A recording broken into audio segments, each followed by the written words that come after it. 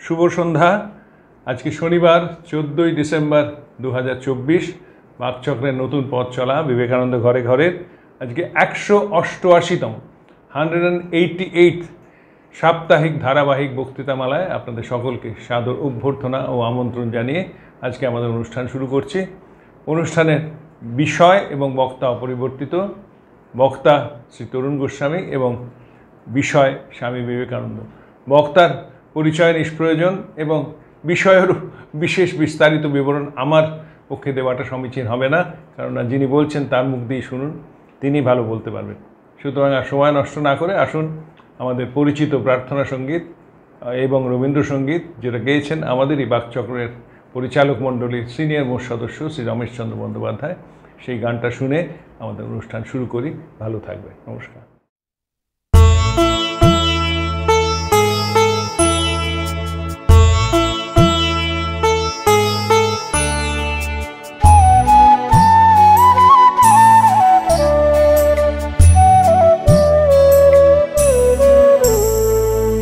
তোমারে করিয়াছি জীবনের ধ্রুবতারা, এ সমুদ্রে আরো কবু হব না গো পথহারা। তোমারে করিয়াছি জীবনের ধ্রুবতারা।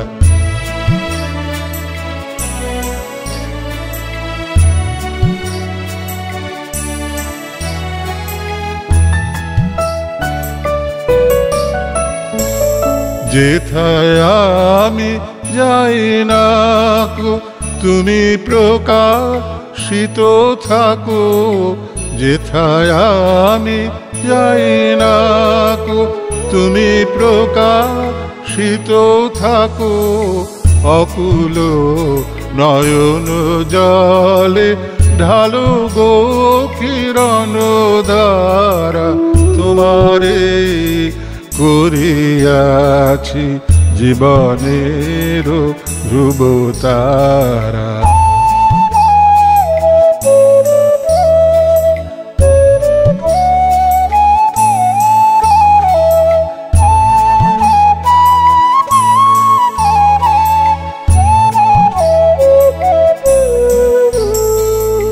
তব মুখ সদা মনে জাগিতেছে সঙ্গপানে, তিলেকো অন্তর হলে নাহিরি কুল কিনারা।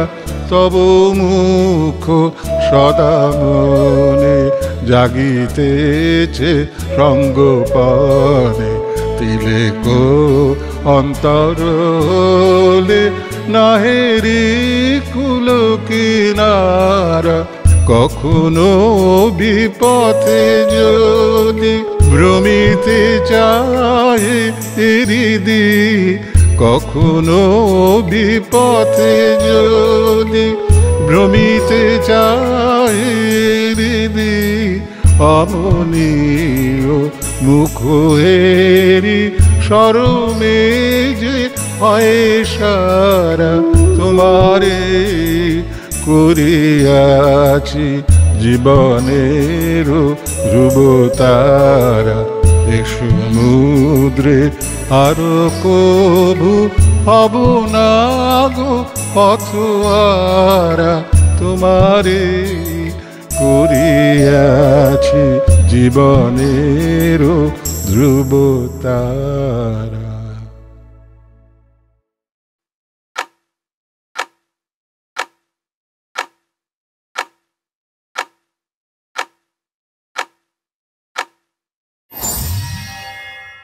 নমস্কার। আজকে আমরা যে চিঠিটি পড়ব সেটি স্বামী রামকৃষ্ণানন্দজিকে লেখা। দার্জিলিং 20শে মার্চ। স্বামীজি আমরা জানি মার্চ মাসটা দার্জিলিংয়ে ছিলেন, তারপর মার্চ এপ্রিল দার্জিলিংয়ে ছিলেন, তারপর কলকাতায় চলে এসে মে মাসের 1 তারিখে রামকৃষ্ণ মিশন প্রতিষ্ঠা করেন। এদিকে স্বামী রামকৃষ্ণানন্দজিও তখন মাদ্রাজে চলে গেছেন। রামকৃষ্ণানন্দজি তিনি শুধু মঠ আগলে থাকতেন বলে সবাই রসিকতা করে তাকে ভিটেশ্বর বলে ডাকত। স্বামীজি সব গুরু ভাই পরিব্রাজক হয়ে বেরিয়েছেন বাইরে, কিন্তু রামকৃষ্ণানন্দ যাননি। একবার বেরিয়েছিলেন কিন্তু সামান্য জায়গা ঘুরে ফিরে আসেন। রামকৃষ্ণ মন্দিরের প্রতিষ্ঠাতা পূজারীর নাম স্বামীজি দিয়েছিলেন রামকৃষ্ণানন্দ। নিজের নামটি ব্যবহারের খুব ইচ্ছে ছিল কিন্তু তিনি করেননি। স্বামীজি প্রত্যেক গুরু ভাইয়ের মন বুঝে নাম দিতেন। সুগম্ভীর আধ্যাত্মিকতাকে নাম দিয়েছিলেন ব্রহ্মানন্দ, তুরিয়া প্রজ্ঞাসীনকে নাম দিয়েছিলেন তুরিয়ানন্দ, রামকৃষ্ণ মন্দিরের প্রতিষ্ঠাতাকে রামকৃষ্ণানন্দ, মা শারদার দ্বারপালকে শারদানন্দ, অভেদবাদী বৈদান্তিকে অভেদানন্দ, অধ্যাত্মপ্রেমের নেতা এবং মানবপ্রেমের বিহ্বল মানুষটিকে প্রেমানন্দ ইত্যাদি। তো এই যে চিঠিটা স্বামীজি লিখছেন, আমাকে সেদিন একটি ছেলে আসানসোল থেকে ফোন করেছে যে আপনি যে বলেন যে স্বামীজি কাজের কথা বলছেন, তো স্বামীজিকে পুজো করতে বলছেন না। এবং তাকে কেউ কেউ বুঝিয়েছে যে আমার ব্যাখ্যাটা ভুল, পুজোটাই করতে হবে, কারণ মুক্তি পেতে হবে এবং মুক্তি পুজোর মধ্যে দিয়ে আসে, অন্য কোনোভাবে মুক্তি আসে না। তখন আমি ছেলেটিকে বললাম, ভাই আপনাকে যে বলেছে তাই জিজ্ঞেস করবেন মুক্তিটা কী। আপনি একটা দেয়ালের দিকে তাকিয়ে বছরের পর বছর মাসের পর মাস বসে থাকলেও আপনার ত্রুটি শুধরাবে না, তাই মুক্তি হবে না। স্বামীজি মুক্তির অন্য পথ বলেছিলেন, সেবা কাজটি নিয়ে এসেছিলেন। স্বামী যোগানন্দজি যেদিন রামকৃষ্ণ মিশন প্রতিষ্ঠা হচ্ছে, স্বামীজির মুখের ওপর বলেছিলেন এ তোমার বিলিতি কায়দায় হচ্ছে। তখন স্বামীজি বলেছেন, তোরা ঠাকুরকে কুক্ষিগত করে রাখতে চাস, আমি তাকে সর্বত্র ছড়িয়ে দেবো। যার নামে আমরা সন্ন্যাসী হয়েছি, যাদের নামে আপনারা গৃহস্থে আছেন, যার মৃত্যুর 20 বছরের মধ্যে তার পূর্ণ নাম সর্বত্র ছড়িয়ে পড়েছে, এই মিশন তার নামে হবে। কারণ ঠাকুর কি তার সাক্ষাৎ সন্তানরা কেউ বোঝেননি, বোঝা সম্ভব ছিল না। কারণ ঠাকুরকে বুঝতে গেলে যে মেধার প্রয়োজন হয় তাদের সেই মেধাটা ছিল না। স্বামীজি মেধাটা বুঝেছিলেন এবং যারা স্বামীজিকে বুঝেছিলেন তারা ঠিক ঠাকুরকে বুঝেছিলেন। আমি বারবার এই কথাটা বলি, আজকে আবার বলছি, যদি শ্রীরামকৃষ্ণকে বুঝতে চান তাহলে স্বামীজি ছাড়া অন্য কোনো পথ নেই। কারণ তিনি স্বামীজির কাছেই একমাত্র প্রকট হয়েছিলেন। তিনি জানতেন বাকিদের কাছে প্রকট হয়ে কোনো লাভ নেই, নরেনের কাছে প্রকট হতে হবে, কারণ নরেন শিক্ষা দেবে যখন ঘুরে বাহিরে হাঁক দিবে। তাই তিনি আর কাউকে সেটি দেখাননি। স্বামীজি ঠাকুরকে ঠিক বুঝতে পেরেছিলেন। এবং আজকে আমরা যে চিঠিটি পড়ব সেটি খুব গুরুত্বপূর্ণ চিঠি। স্বামীজি একটি চিঠিতে রামকৃষ্ণানন্দজিকে লিখেছিলেন যে শশীর ঠাকুরঘরকে আমার ভয়। ঠাকুরঘর খারাপ না, কিন্তু ওটি অল ইন অল হয়ে গেলে মুশকিল। আমরা তো ঠাকুরঘরটাকে অল ইন অল করে ফেলি। দেখবেন অনেকে 1 ঘন্টা ধরে ঠাকুরঘরে কাটায়, 1 ঘন্টা কাটানো অসম্ভব প্রায়। স্বামী বিরজানন্দজিকে স্বামীজি বলেছিলেন 1 মিনিট ধ্যান করবি, আমরা ধ্যান করে শরীরটাকে ভেঙে ফেলেছি। ঠাকুরঘরে 1 ঘন্টা কাটানো এটা একটা আমার মতে শিয়ার ওয়েস্টেজ অফ টাইম। কারণ 1 ঘন্টা কনসেন্ট্রেশন হয় না, হতে পারে না। মনের গতি হচ্ছে বায়ুবৎ বিচরতে। মন একটি বিশেষ জিনিসে 5 থেকে 10 মিনিট থাকে। আমার মনে আছে আমি যখন দীক্ষা নিয়েছিলাম, তারপর একজন ভদ্রলোক আমার গুরু মহারাজের কাছে এসেছিলেন। তিনি যারা দীক্ষা নেন তারা কিছুদিন পরেই বলতে শুরু করেন, মহারাজ আপনি তো বলেছেন ত্রিসন্ধ্যা করতে হবে, আমরা ত্রিসন্ধ্যা পারি না, তো কীরম করে করবো একটু বলুন। তো মহারাজ বলতেন যে সবচেয়ে খেতে কি ভালো লাগে? বললেন চা খেতে খুব ভালোবাসে। বলে যখন যাও তখন কী করে চাটা ম্যানেজ করো?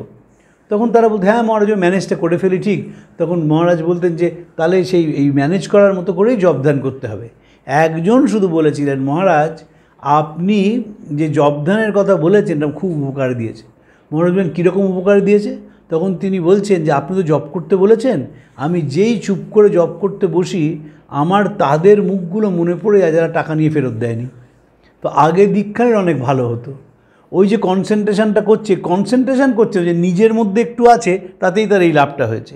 স্বামীজি অদ্ভুতভাবে ঠাকুর ঘরটাকে কাজের ব্যবহার করতে চেয়েছেন। ইলাবোরেট পুজো স্বামীজি চাইতেন না। তাহলে কি বেলুড় মঠে পুজো হবে না? নিশ্চয়ই পুজো হবে। কেন পুজো হবে? ওটা একটা সোশ্যাল গ্যাদারিং বলে। বেলুড় মঠে পুজোর মধ্যে দিয়ে নারী এবং শিশুরা আমন্ত্রণ পেয়েছিল, সব জাতের মানুষ আমন্ত্রণ পেয়েছিল, সেটা ভুলে গেলে চলবে না। স্বামীজি একটু এবার বলছেন শশী মহারাজকে, আপাতত বিলিগিরির বাড়িতেই ঠাকুর স্থাপনা করিয়া পূজা দিয়ে হোক, তবে পূজার ঘটা একটু কমাইয়া সেই সময়টা পাঠা দিই ও লেকচার প্রভৃতি কিছু কিছু যেন হয়। পুজোর সময় কাটিয়ে লেকচার, আপনি লেকচার দিতে যান, সঙ্গে সঙ্গে যিনি বক্তৃতা করতে পারেন না তিনি বলবেন আসলে ঠাকুর বলেছেন না চাপরাস না পেলে বলতে নেই। আমরা ভারতীয়রা এবং বাঙালিরা বিশেষ করে সব সময় ছুতো খুঁজতে রাজি আছি। বালসারাজি বলতেন যে আমাদের 3টে হাত, ডান হাত, বাঁ হাত এবং অজুহাত। তো এই পুজোর ঘটা কমিয়ে সেই সময় লেকচার এবং পাঠাদি প্রভৃতি যেন হয়। কান ফুঁকতে পারো যত, কান ফুঁকতে যত পারো তত মঙ্গল জানবে। কাগজের দুটো তত্ত্বাবধান করবে, যা পারো সহায়তা করবে। এবার সাংঘাতিক কথা বলছেন, বিলিগিরির 2টি বিধবা কন্যা আছেন, তাঁদের শিক্ষা দিবে ও তাঁদের দ্বারা ওই প্রকার আরও বিধবারা যাহাতে সধর্মে থাকিয়া সংস্কৃত ইংরেজি শিক্ষা পায় এই বিষয়ে যত্ন সবিশেষ করিবে। এইসব কার্য তফাৎ হইবে। যুবতীর সাক্ষাতে অতি সাবধান, একবার পড়িলে আর গতি নাই ও অপরাধের ক্ষমা নাই। সে তো স্বামীজি তাকে কষান করে দিচ্ছেন সন্ন্যাসী বলে। কিন্তু বিলিগিরি আয়েঙ্গার, তার 2টি বিধবা মেয়ে আছে, তাদের ইংরেজি এবং গীতা পড়াতে হবে। 1897 সালে একটি মধ্যবিত্তের মেয়ে যিনি বিধবা, তাকে ইংরেজি পড়াতে হচ্ছে, সেটি দেখবার মতন। দ্বিতীয়ত এই লাইনটি খুব গুরুত্বপূর্ণ, বিলিগিরির 2টি বিধবা কন্যা আছেন। আমাকে একদিন বিখ্যাত দার্শনিক, বিশ্বভারতীর প্রাক্তন উপাচার্য, বর্তমান গোলপার্ক রামকৃষ্ণ মিশনের স্কুল অফ ল্যাঙ্গুয়েজের ডিরেক্টর সবুজকলি সেন, যে স্বামীজির সঙ্গে তো বহু নারীর যোগাযোগ হয়েছিল বিদেশে। স্বামীজি তাদের অ্যাটপাড় ভাবতেন এবং শ্রদ্ধা করতেন। এই অ্যাটপাড় ভাবা যায় না। পুরুষরা সব সময় নারীকে শ্রদ্ধা যে করে না তা বলবো না, কিন্তু ত্রুটি খুঁজতেই ব্যস্ত হয়ে পড়ে। এটা পৃথিবীর চিরকালের ইতিহাস। বিবেকানন্দ যখন জোসেফিন ম্যাকলাউডকে ভালোবেসেছেন, তাকে চূড়ান্ত শ্রদ্ধা করেছেন। সিস্টার ক্রিস্টিনকে, নিবেদিতাকে, অলি সেরাবুলকে, ধীরামাতাকে, সকলকেই, মেড সিস্টারদের, ন্যান্সি হ্যান্সব্রোকে চূড়ান্ত শ্রদ্ধা করেছেন স্বামীজি। কারণ শ্রদ্ধা না করলে মানুষের গুণ বোঝা সম্ভব নয়। একমাত্র শ্রদ্ধার মধ্যে দিয়েই পুরুষ এবং নারী দুজনের গুণ বোঝা যায়। তাই বিলিগিরির যে মেয়ে 2টি রয়েছে যারা বিধবা, তাদের গীতা পড়ানোর কথা বলছেন, ইংরেজি শিক্ষার কথা বলছেন। গীতা পড়ানোর কথা কেন বলছেন? কারণ গীতা পড়লে মনে একটা জোর আসে। গীতা তো একেবারে অর্জুন তো ভেঙে পড়েছিলেন, কুরুক্ষেত্রে লড়াই করবেন না বলেছিলেন, শ্রী ভগবান তাকে জাগিয়ে তুলেছিলেন। সেইখানে একটা ভীষণ জোর আসে। আর ইংরেজি পড়লে কেন হবে? করলে আন্তর্জাতিকতা, তার সঙ্গে যোগাযোগ হবে। যখন দেশ ভাগ হলো, যখন পূর্ববঙ্গ থেকে বহু ছেলেরা চলে এলো, স্বামী লোকেশ্বরানন্দজি তিনি খুললেন পাথুরিয়াঘাটায় আশ্রম, তার সেক্রেটারি তিনি। তখন তিনি সবাইকে ইংরেজিতে কথা বলতে বলতেন এবং বক্তৃতা দিতে বলতেন। তো আমাকে ওর যারা ছাত্র ছিলেন, স্বামী প্রভানন্দজি, স্বামী অক্ষরানন্দজি, স্বামী জিতাত্মানন্দজি, স্বামী অশোক্তানন্দজি, স্বামী মুমুক্ষানন্দজি, সবাই বলেছেন যে মহারাজকে ইংরেজিতে কথা বলতেন, খুব অস্বস্তি হতো।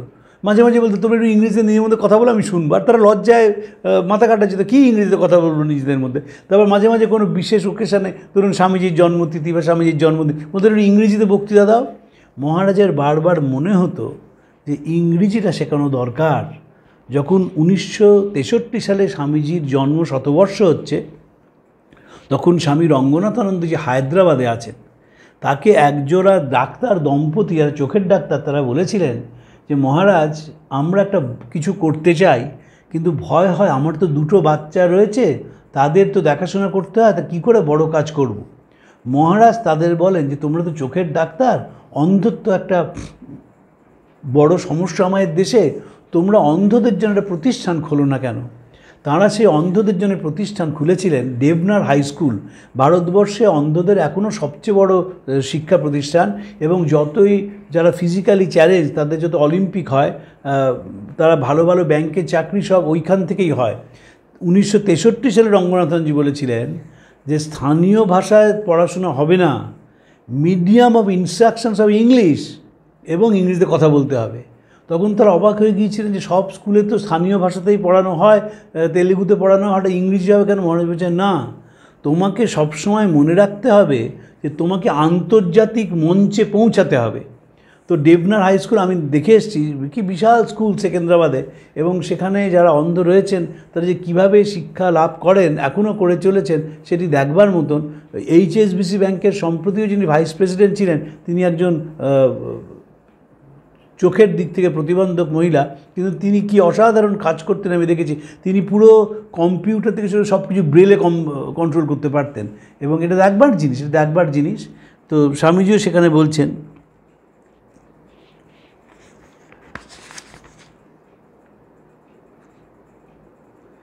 আবার সকালে তো হলো যে পুজো কম করে লেকচার দেবে, বোঝাবে, এবং বিকেলে বলছেন, বিকেলে ওই প্রকার সাধারণ লোকের জন্য কিছু শিক্ষা দেবে।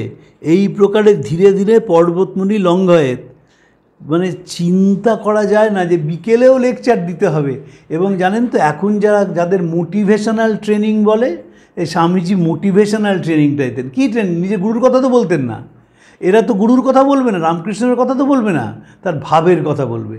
মোটিভেশনাল ট্রেনিং, ভারতবর্ষের মোটিভেশনাল ট্রেনিং শুরু করেছিলেন বিবেকানন্দ, কারণ তিনি বিশ্বাস করতেন যে মরাল ট্রেনিং। আমার সমরনীতি মাদ্রাজে বলেছিলেন, 4 ধরনের শিক্ষার কথা বলেছিলেন, ধর্মদান, জ্ঞানদান, অন্নদান এবং বিদ্যাদান। তো এই প্রথম হচ্ছে ধর্মদান। তাই স্বামীজি মুখে মুখে শিক্ষার কথা খুব জোর দিয়েছেন, এবং রামকৃষ্ণানন্দের খুব বন্ধু ছিলেন।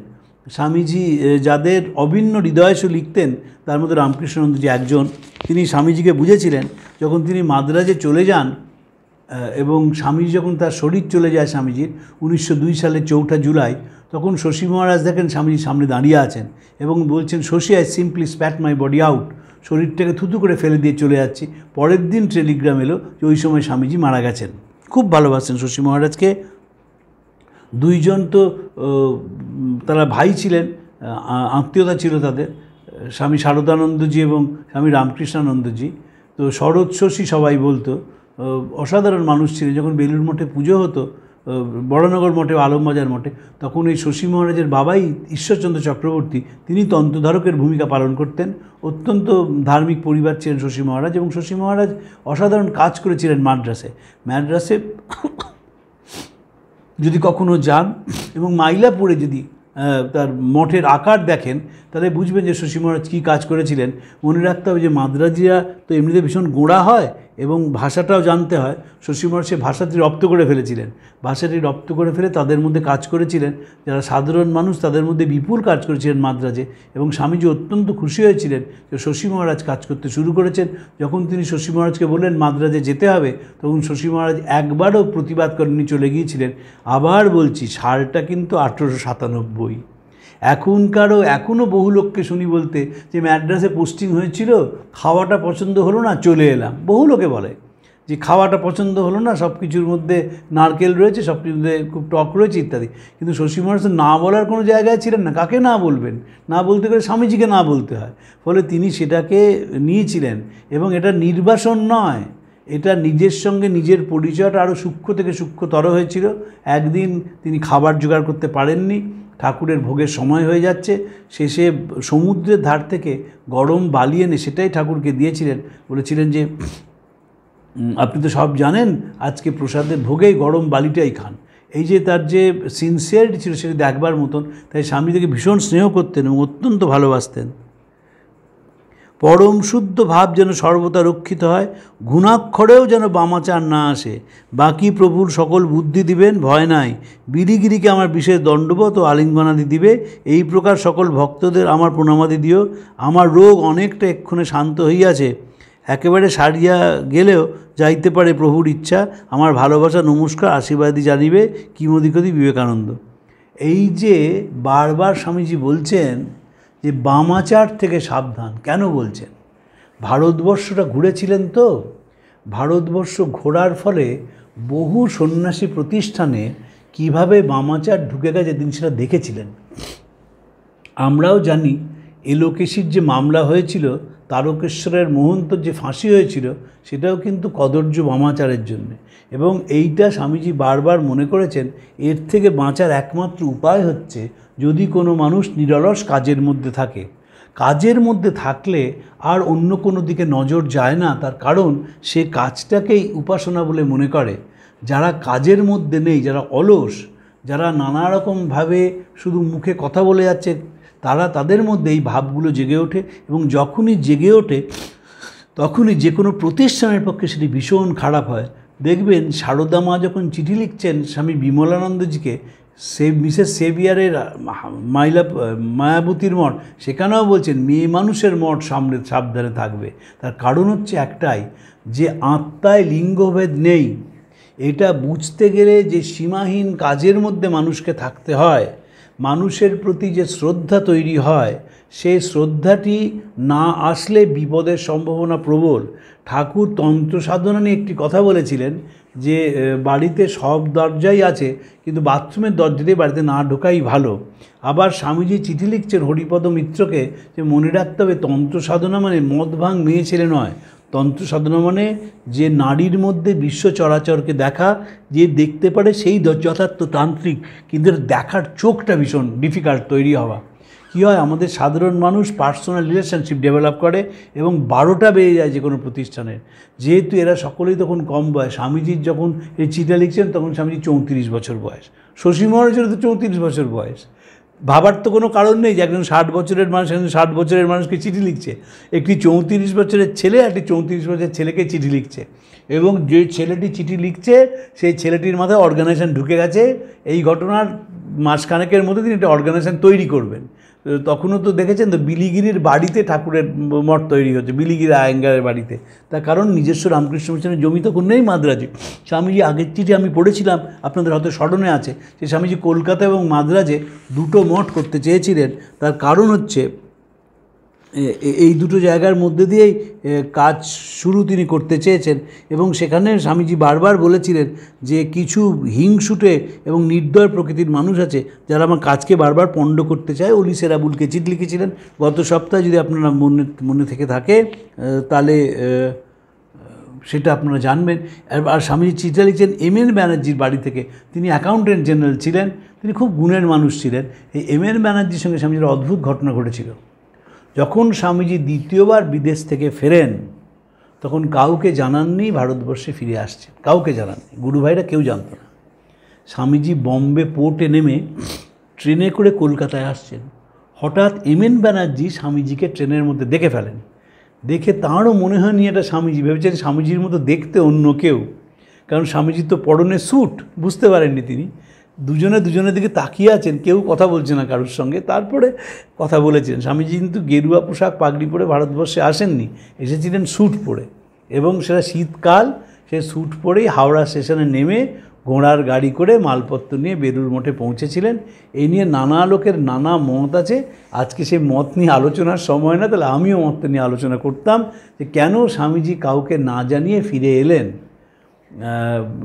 শরীরটা ভেঙে যাচ্ছিল, স্বামীজির শরীরটা এত ভেঙে যাচ্ছিল যে বুঝতে পারছেন আর বেশি দিন থাকবেন না। 1900 সালে সেই জন্যেই ফিরে এলেন। এবং দেখবেন স্বামীজির শেষের দিকে যেন বারবার মনে হচ্ছে টাইম রানিং আউট। সুজিতদা একটা খুব গুরুত্বপূর্ণ কথা বলেন। তিনি তো স্যার গুরুদাস বন্দ্যোপাধ্যায়ের উত্তরাধিকারী। তিনি একটা বলেন যে আমরা স্যার গুরুদাসকে সবসময় একটা উচ্চাসনে বসিয়েছি, মনে করেছি তিনি ভগবান, কখনো মানুষ গুরুদাসকে খুঁজিনি। এবং সুজিতদার এখন বক্তব্য হচ্ছে যে আমি এখন মানুষ বিবেকানন্দকে খুঁজতে বেরিয়েছি। এটি খুব গুরুত্বপূর্ণ কথা। কিন্তু আমরা যে মুহূর্তে বিবেকানন্দের কথা বলি সেই মুহূর্তে সে ধ্যান মূর্তিটা ভাবি, কিন্তু মানুষ তিনি 39 বছরে চলে গিয়েছিলেন। একটা 34 বছরের ছেলের মান, অভিমান, ভালোবাসা, দুঃখ, রাগ সব ছিল, থাকতে পারত রক্তমাংস শরীর তোরে বাবা। ফলে স্বামীজি কাউকে না জানিয়ে চলে এলেন। তার প্রধান কারণ হচ্ছে যে তিনি হইচইটা চাননি, এবং এটা কিন্তু তার জীবনেই হয়েছে, ভারতবর্ষে হয়েছে, বিলেতে হয়েছে। যারা স্বামীজিকে ওই রকম করে বিদায় দিল 1896 সালে, তারা কিন্তু জাহাজ ঘাটেই স্বামীজিকে 1897 সালে 1899 সালে আনতে এলো না। কলকাতায় যে লোকটাকে নিয়ে ওই রকম উন্মাদন 1897 সালে, তিনি যখন 1900 সালে ফিরছেন তখন কিন্তু আশেপাশে কোনো লোক নেই, এবং হাওড়া স্টেশনে যখন নেমেছেন তখন কেউ নেই। এটা আমাদের কাছে একটা বড় শিক্ষা যে জীবনটা প্রচার নয়, জীবনটা পাদপ্রদীপের আলোয় থাকা নয়, জীবনটা সকলের অগোচরে নিজের কাজ করে যাওয়া। ব্রহ্মবন্ধ উপাধ্যায়, ভবানীচরণ বন্দ্যোপাধ্যায়, তিনি খুব স্বামীজির বন্ধু ছিলেন। তিনি স্বামীজিকে বলেছিলেন চলো না একটা বেদান্তের আন্দোলন শুরু করি। তখন স্বামীজি বলছেন দেখো ভাই, শরীরটা একদম ভেঙে গেছে, একটা মঠ তৈরি হয়েছে, আমি এখন সেইটাকেই রক্ষণাবেক্ষণ করতে চাই। এবং যখন স্বামীজি মারা যান তখন শান্তিনিকেতন থেকে ব্রহ্মবান্ধব হাওড়া স্টেশনে খবর পান স্বামীজি মারা গেছেন। তিনি স্বামীজি সম্বন্ধে অসাধারণ মন্তব্য করেছিলেন, ব্যথা কখনো শরীরিণী হয়, যদি ব্যথা কখনো শরীরিণী হয় তাহলে বিবেকানন্দ শরীর ধারণ করবে। মানুষের প্রতি সীমাহীন শ্রদ্ধা, মানুষের প্রতি ভালোবাসা, মানুষের প্রতি টান, এবং কি করে মানুষ একটু স্বস্তিতে থাকবে, শান্তিতে থাকবে, সারা জীবন তো এইটা ভেবেছেন। ফলে সেখানে কে কী প্রশংসা করলো, কে কী করলো না, তাতে কিছু এসে যায় না। আমি মাঝে মাঝে ফেসবুক করি, আজকে একটা ফেসবুক করেছি, সেইখানে স্বামীজির কথা লিখেছি। আমেরিকাতে একজন ভদ্রলোক, ভদ্রমহিলা স্বামীজিকে বললেন নিউ ইয়র্কে যে দেখুন আপনার সম্বন্ধে এত সমালোচনা হচ্ছে আর কান পাতা যাচ্ছে না। তো স্বামীজি চুপ করেছিলেন। তারপর এক সময় তাদের বললেন, look what I am has been written on my forehead, if you can read it blessed you are, if you cannot sorrow is yours. আমি যে আমার কপালে লেখা আছে, যদি তোমরা সেটা পড়তে পারো, আমার ললাট লিখন, তাহলে তোমরা ধন্য, যদি পড়তে না পারো যন্ত্রণাটা তোমাদের। এই হচ্ছেন বিবেকানন্দ। যে বিবেকানন্দ বলছেন পুজো কমাও, সময় কমাও, ঘটা কমাও, সেই সময়টা বক্তৃতার মধ্যে দিয়ে সেই সময়টা মানুষকে বোঝাও, তার আত্মার উদ্বোধন ঘটাও এবং যাতে সে কাজের জন্যে ছুটে যায় সেই ব্যবস্থা করো। কারণ স্বামীজি আলস্য পছন্দ করতেন না, চাইতেন মানুষ জেগে উঠুক, মানুষ সেবা পড়াও নয়, নিজের সত্তাকে আবিষ্কার করুক। আজকে এই অবধি রইল, নমস্কার জানিয়ে আবার পরের দিন অন্য বিষয়ে আলোচনা করব। প্রাণারাম প্রাণারাম প্রাণা